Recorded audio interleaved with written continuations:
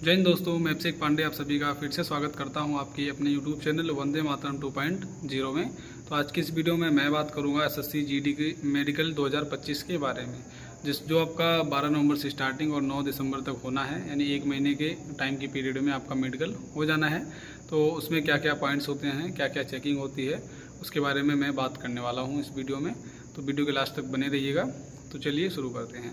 तो पहले तो आपका जैसे आप जो सेंटर अलर्ट्स हो रखे हैं 59 सेंटर हैं शायद पूरे ऑल ओवर इंडिया में। 59 सेंटर पे आपका डीएमई होगा, यानी डिटेल मेडिकल एग्जामिनेशन होगा आपका। और उसमें घबराने की कोई ज़रूरत नहीं है, अभी आपके पास टाइम है, यानी 1 नवंबर आज हो गया, कुल 10 दिन के बाद आपका होना है। तो जिसका 12 नवंबर को है तो उसको धैर्य रखने की ज़रूरत है, क्योंकि जब सब कुछ हो जाता है तो मेडिकल लास्ट बचा है तो उसमें थोड़ा सा घबराहट होती है। तो जिनका पहले है, शुरुआत में है, वो वीडियो अपना देखने के बाद जैसा जो मैं बताऊंगा उसको उस तरीके से कर लेंगे। जैसे इसमें आपका आप शुरुआत में जो चेकिंग होगी, जो जाओगे आप, तो आपके वहाँ पे आपका पहले देखो 2 चीज़ें हैं, डीवी हैं और मेडिकल एग्जामिनेशन होना है।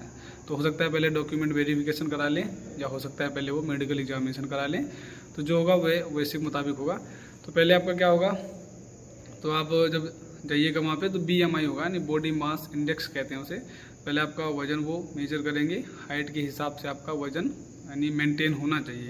यानी आपकी हाइट जिस प्रकार है 170, 171, 172, 174, उस हिसाब से 60 यानी 174 तक 60 kg जो आपका वो टाइम टेबल बना है उसका, तो सैलरी के मुताबिक आप अपना मेंटेन कीजिएगा। क्योंकि अंडर वेट हो गया आप या ओवर वेट हो गए तो उसमें आपको दिक्कत देखनी पड़ सकती है। ओवर वेट हो गए तो उसको देखो कम तो कर नहीं सकते, आपको कुछ टाइमिंग देंगे, ऐसा नहीं है कि वहाँ पे आपको सीधा निकाल देंगे, आपको कुछ टाइमिंग देंगे वो कि आप 2-3 दिन में। लेकिन अगर ओवर वेट हो तो आप ही खुद से सोचना कि ओवर वेट हो तो 5-6 किलो आप अगर ओवर वेट हो तो वो 1 महीने के अंदर कम होगा, 4-5 दिन के अंदर तो कम हो नहीं सकता। तो इसलिए आप मेंटेन कर लीजिए। अभी 10 दिन का समय है जिनका 12 नवंबर को है। अंडर वेट हो तो वो आपको RME दे देंगे, 7-8 दिन जो लगेगा उतना टाइम देंगे, उसमें आपको आपका वेट जो है वो मैनेज करके वहाँ पे जाना होगा, दिखाना पड़ेगा कि मैं मतलब वेट मेरा उसके अकॉर्डिंग आसपास पहुँच गया है। तो ये हो गया आपका हाइट के हिसाब से आपका वेट होना चाहिए। उसके बाद मेजरिंग को आपका यूरिन ले जाएंगे, वो यूरिन का सैंपल ले जाएंगे, आपकी पूरी बॉडी का चेकअप करेंगे, इंटरनली और एक्सटर्नली, यानी बाहर से भी चेकिंग होगी, अंदर की भी चेकिंग होगी। सारी चीज़ें चेक होने के बाद आते हैं जो मेन पॉइंट्स होते हैं कि नॉक नहीं होता किसी के हाथ जो होते हैं सीधे करवाते हैं तो वो बीच में जो हड्डियां हैं वो लड़ती हैं या उनके बीच में गैप कम होता है। नॉकनी की प्रॉब्लम है होती है तो उसको भी आप जो एक्सरसाइज हैं उसके थ्रू आप सही कर सकते हैं, क्योंकि अगर वहाँ पे नॉकनी मिलती है तो उसमें थोड़ा सा प्रॉब्लम बताते हैं, वो दिक्कत देते हैं। और हाथ आपका फ्रैक्चर होना अगर हुआ भी हो तो वो आप अपने हिसाब से सही कर लीजिएगा, कि जैसे हाथ फ्रैक्चर होने के बाद एक्सरसाइज करने से वो ठीक हो जाता है, लगभग बाहर से दिखाई नहीं देता कि हाथ फ्रैक्चर हुआ है। लेकिन कुछ लोगों का होता है फ्रैक्चर तो वो ध्यान नहीं देते, तो हड्डी जो है वो साइड में निकली हुई रहती है, तो वो आपको प्रॉब्लम दे सकती है। बात आँख पे आते हैं। आँख आपकी कितनी चेकिंग होती है, 6/6, 6/9 नॉर्मल रहती है। आपका चल जाएगा थोड़ा, जैसे कोई गूगल से लगाता है तो स्पेक्टिकल्स लगाते हैं तो उतना थोड़ा बहुत चल जाएगा मेजरिंग।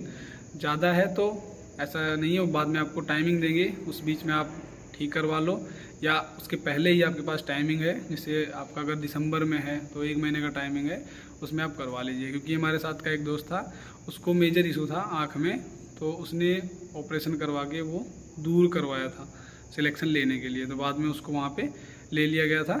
तो आपको टाइमिंग अगर आपको दिसंबर में है तो आप अपना उतना हिसाब से आप कर सकते हैं। उसके बाद है नोज़ का क्या चेकिंग होता है, तो नोज़ में होता है DNS होता है एक, कि ये जो नाक है ना वहाँ से थोड़ा सा अंदर से, बाहर से आपको नॉर्मल दिखेगी, अंदर से आपको थोड़ा सा टेढ़ी दिखाई पड़ती है। वो मतलब कुछ लगा के देखते हैं, ऊपर करके देखते हैं तो उसमें थोड़ी सी टेढ़ी दिखाई देगी। तो थे एक हमारे साथ, उनको DNS की प्रॉब्लम थी, तो उनको RME रिव्यू मेडिकल एग्जामिनेशन दिया था, उसके बाद उनको फिट कर दिया था, कोई मेजर प्रॉब्लम नहीं आती। लेकिन अगर आपको है तो डॉक्टर से एक बार कंसल्ट कर लीजिए, ठीक हो जाता है वो। और दांत की बात आई तो दांत आप, जैसे कोई लोग पहले से कुछ खाते वाते हैं तो उनका दांत अगर क्लीन नहीं है तो उसको क्लीन करवा के तब मेडिकल एग्जामिनेशन देने जाइएगा। ये हो गया आपका दांत का पॉइंट। और कान, ईयर्स होते हैं, ईयर कैनाल जो है वो आपके पूरी तरीके से साफ़ होने चाहिए। उसमें जो मैल वगैरह हो जाती है, गंदगी हो जाती है, तो ये सोच के मत चले जाना कि वहाँ पे कोई नहीं, अपना सब कुछ सही हो जाएगा। वो आप कान आप साफ़ करवा के घर से ही जाइएगा, डॉक्टर के पास चले जाइएगा, वो साफ़ कर देंगे। क्लीन होना चाहिए, यानी दांत आप क्लीन करवा लेना, कान क्लीन करवा लेना, जो हो सकता है आपके हाथ में है। बाकी आपके इंटरनल कोई प्रॉब्लम नहीं है, आपको नाइट ब्लाइंडनेस नहीं होनी चाहिए, वो तो कलर ब्लाइंडनेस है, वो मेन प्रॉब्लम है। उसके थ्रू अगर आपको है वो, तो वो मेजर इशू बन जाता है कि आपको नहीं, मतलब मेडिकल एग्जामिनेशन में आउट होने का। तो वो बातें हो गई। बाकी जो और आगे नीचे आप आ जाइए अंडर आर्म्स पे, तो वहाँ पे अगर आपको जैसे कोई प्रॉब्लम्स है तो वो नॉर्मल चेकिंग होती है कि हाइड्रोसील वगैरह देखते हैं, उसमें आपको ज़्यादा प्रॉब्लम ना हो, हाइड्रोसील ना हो उस टाइम पे। किसी को रहता है, तो जब मेडिकल एग्ज़ाम आप देने जाइएगा तो उसको कोशिश करके ठीक करवा के जाओ, क्योंकि वो ठीक हो जाता है, उसमें मेजर इशू नहीं है। बाकी सारी चीज़ें वो चेक करते हैं। तो ये हो गई आपकी जो मेडिकल एग्जामिनेशन से रिलेटेड कुछ टॉपिक्स हैं। तो आप इसमें कुछ चीज़ें कवर की मैंने, कुछ चीज़ें बाकी रह गई होंगी कि जैसे और चीज़ें नहीं बताई होंगी, एंगल, हाइट, चेस्ट वगैरह तो आपका होगा, पीएचडी तो हो ही गया होगा, डीवी होना है और मेडिकल एग्जामिनेशन होना है। तो एक बात मैं और कहना चाहूँगा कि अगर इस मेडिकल एग्जामिनेशन के दौरान आपको आरएमई मिलता है, यानी रिव्यू मेडिकल दे देते हैं, तो उसमें घबराने की ज़रूरत नहीं है। वो रिव्यू मेडिकल देंगे, थोड़ा उसमें जांच पड़ताल करेंगे वो, कि क्योंकि अभी देखो आपको ऊपर से पता है कि मेरा सब कुछ ठीक है, शारीरिक रूप से मैं बिल्कुल ठीक हूँ, लेकिन जब वो सिटी स्कैन करेंगे, तरह तरह की जांच करेंगे आपकी इंटरनल बॉडी की, तो उसमें कुछ उनको इश्यूज़ मिल जाते हैं, तो उस पर थोड़ा सा टाइमिंग लगाते हैं, रिव्यू में डाल देते हैं। तो रिव्यू मेडिकल एग्जामिनेशन के लिए भेजेंगे, आप उसके लिए घबराइएगा मत, और आपका हो जाएगा।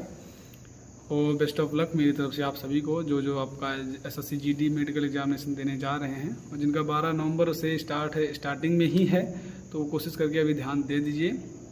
अंडर वेट, ओवर वेट वाले ध्यान दे दें, आपको मेंटेन कर लेना है वेट, वहाँ पे जाके परेशान मत होइएगा। क्योंकि हमारे साथ का लड़का परेशान हुआ था, वो अंडर वेट था, उसकी हाइट 174 सेंटीमीटर, वेट उसका था 53 किलो, 52 केजी के आसपास था। तो उसको तो भाई 60 केजी करना था, तो बड़ी मुश्किल से उसका वेट बढ़ा था उस टाइम पे, लेकिन वो 7-8 दिन दौड़ा था रिव्यू मेडिकल एग्जामिनेशन के लिए।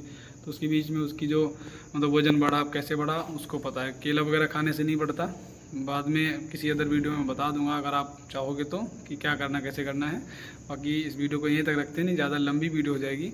आपको कुछ डाउट आपको क्लियर करना है तो वो कमेंट बॉक्स में बता दीजिएगा, उस डाउट के मुताबिक एक न्यू टॉपिक पे वीडियो ला दूंगा कि मेडिकल से पहले क्या क्या और आपको ज़रूरी करना है, क्या क्या नहीं करना है। जो डाउट्स होंगे आप क्लियर मुझे वहाँ पे कमेंट बॉक्स में बता देना, मैं उस पर एक बार फिर से चर्चा कर लूँगा। ओके, सो मिलता हूँ नेक्स्ट वीडियो में, सो नेक्स्ट टॉपिक के साथ। सो जय हिंद एंड जय भारत।